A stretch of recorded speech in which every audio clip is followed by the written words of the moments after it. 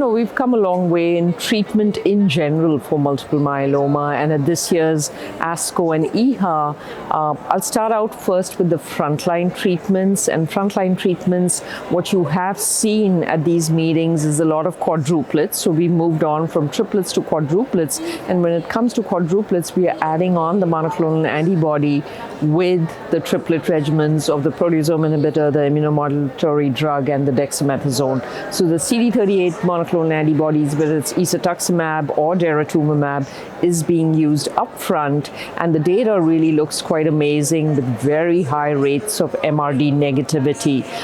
So antibodies, the CD38 monoclonal antibodies, have moved up front. The other, I think, really important information at this year's ASCO, and it's going to be a late breaker at EHA, is the data from the IFM determination study, Dana-Farber determination study. And this actually looked at the role of autologous transplant in the context of triplets. So we all typically use triplets, lenalidomide, bortezomib, dexamethasone in this case, and they were randomized to either receiving a transplant or no transplant. And really the progression-free survival of the transplanted arm is like no other we've seen before. There was a difference of 22 months, again underscoring the fact that in the context of new drugs, at least in the context of triplets, an autologous transplant still seems to be the standard of care. So again, it was a plenary presentation at ASCO.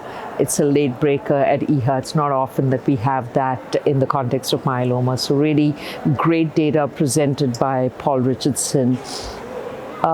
As far as monoclonal antibodies, I've talked about them being frontline, but there are other antibodies which are really showing a lot of efficacy in myeloma. We have the first antibody-drug conjugate, Belantamab Mafodotin, has been approved, and at this year's ASCO as well as EHA, you saw Belantamab being combined with a whole bunch of other drugs. We know that Belantamab as a single agent is already approved, but now we have Belantamab in combination with, say, pomalidomide, in combination with lenalidomide, bortezomib, and interestingly, we have this in combination with a gamma secretase inhibitor.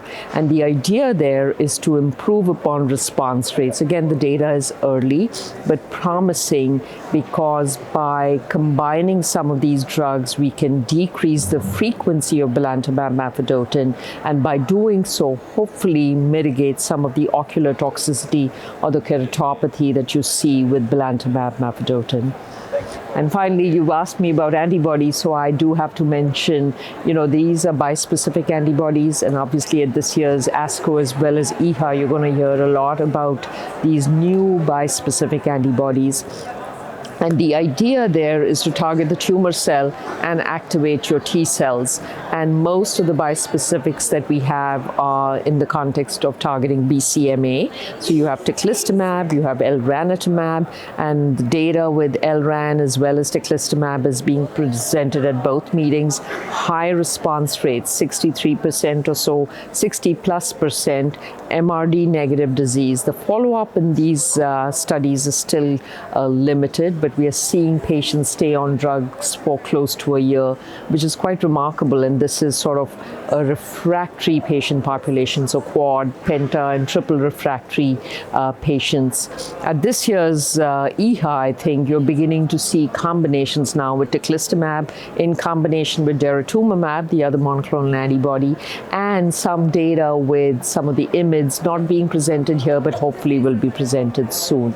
So again, really exciting. The whole field of antibodies is exciting, whether it's a naked antibody, an antibody-drug conjugate, or now some of these new bispecific antibodies.